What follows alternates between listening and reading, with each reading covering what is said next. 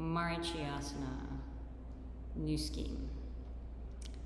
So there is an interest in Marichyasana in our group at this point, so I wanted to go the next level backstage and tell you what is my schema for sort of unlocking this series of postures, the first 4 of the Marichyasanas. So like any schema, this one is just a mental construct that is really useful for sort of reasoning and action, and it's good so far as it goes. The use of a schema always helps us sort of loosen up the natural tendency of the mind to stick.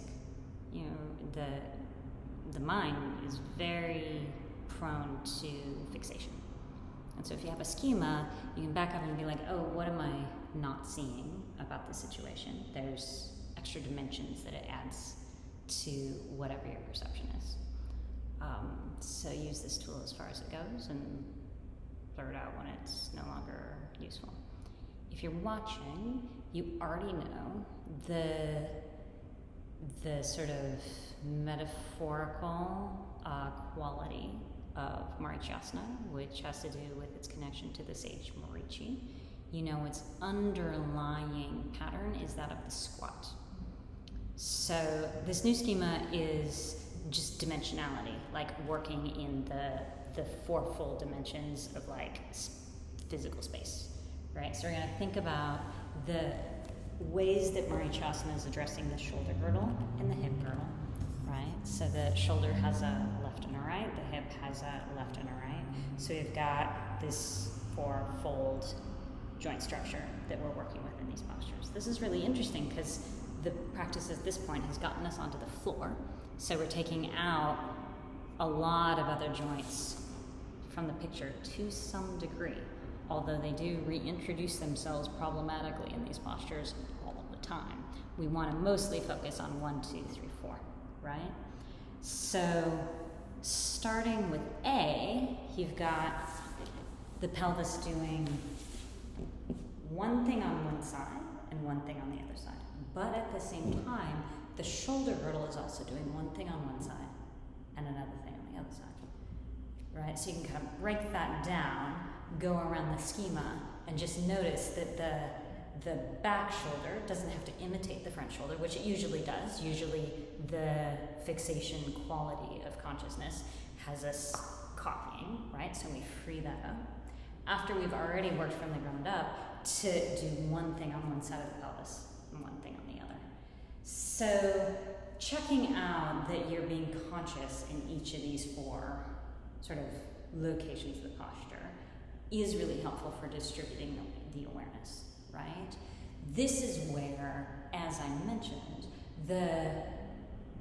there's a world of modifications for this posture for people who the hip girdle is really open but the shoulder girdle is not. So I tend to give a lot of instruction on the shoulder girdle in this posture just because there's these possible degrees of freedom that can open up if we distribute the consciousness to sort of the shoulder girdle while we're also teaching the hip girdle to do 2 different things at once, which is pretty revolutionary. For a lot of us, we start to get a lot of new data, right?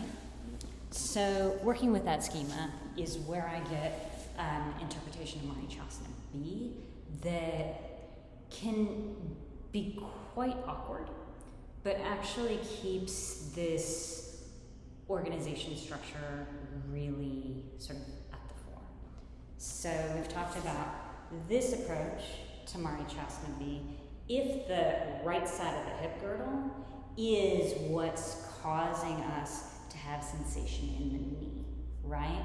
If when you come to the actual half lotus here, the knee talks to you, for most of us at the beginning of this posture, that is a question of going deeper into the body and being like, what's happening here that's causing this to talk to me? That said, there may also be an ankle situation that is causing you to have sort of feedback here, or of course, even here at the ankle itself, right? But but sticking with the schema, there's a, we want to make sure that we've got something going on in this sort of core of the posture in Marichyasana B, which is why for people who are generally experiencing this posture through the hip girdle, I'm going to suggest being here, whereas this sort of modification that I would only understand as being sort of a placeholder posture or a shoulder opening posture is only recommended in this small number of cases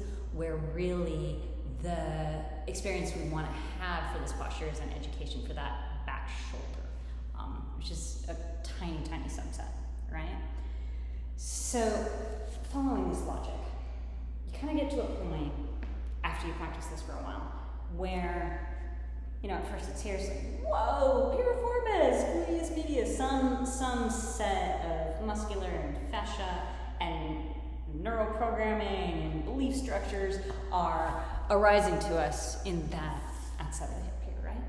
But over time, usually, the hip joint will allow the torso to come closer and closer towards the shin, right?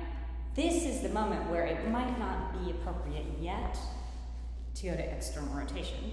It's just a whole lot of new things going on in the hip joint and coming forward, right? But you've kind of reached the end of the usefulness of this modification. Unless you can create, watch this, which a lot of you do, some isometric resistance. So just imagine a vector, an arrow going this way. So I'm trying to press that knee away, sort of dynamically without any actual motion in a way that creates more sort of internal resistance at the glutes or piriformis and a deeper release. So you can, many of you find value in that too. But here's this next move that sits between here and here, and in general is way easier to learn through an actual in-person interaction. But let's see what we can do, okay? So we're gonna actually go from these straight lines in these joints to a lot of external rotation in the femur, right? And closing the knee joint now, right? So this is a whole different situation going from a 90-degree angle in the knee joint to a closed knee joint, right? We're gonna close it, point the ankle.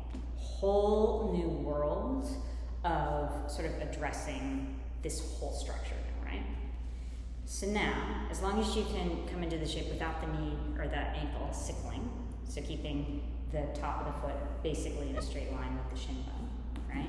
And keep the knee joint closed.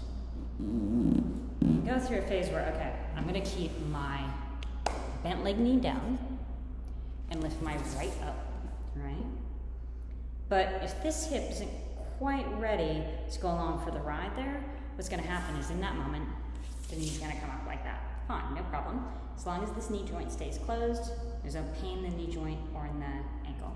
So now it's like, okay, what next? Well, this is the moment that you remember that Marichi is a squatter, right? So I'm gonna lift up my leg with the foot on the floor, or the hip there, and start to hang out here. So I'm not quite ready to bring my spine between my two knees and come all the way, something like this, right? This is starting to add this element of a lot of external rotation in the joint.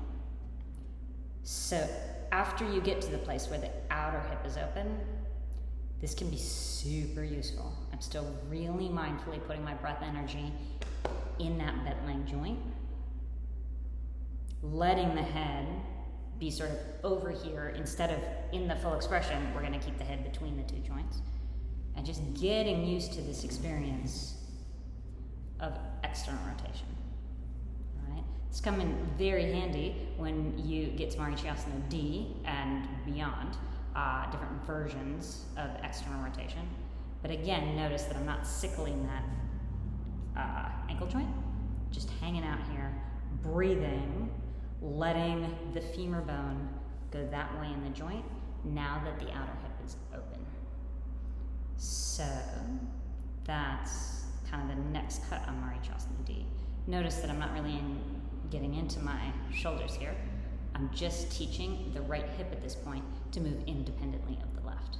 So for those of you who come into the practice with a shoulder girdle that's much less integrated with the system than the hip girdle, this is not going to be the move. This is the move for those of you who are really working the two different sides of the hip girdle to become independent, add degrees of freedom to your entire embodied existence. Well, this is sort of the next move for a lot of us, if that's our journey. So I would call this like Marichyasana B .2. This is .1. Some version of this, letting the knee and the hip drop. It's kind of the next level after that for those of us who are exploring the two sides of the hip girdle. All right, there's a lot more to do with this schema, but that is the shape that I wanted to introduce for now without going too much more into the minutiae.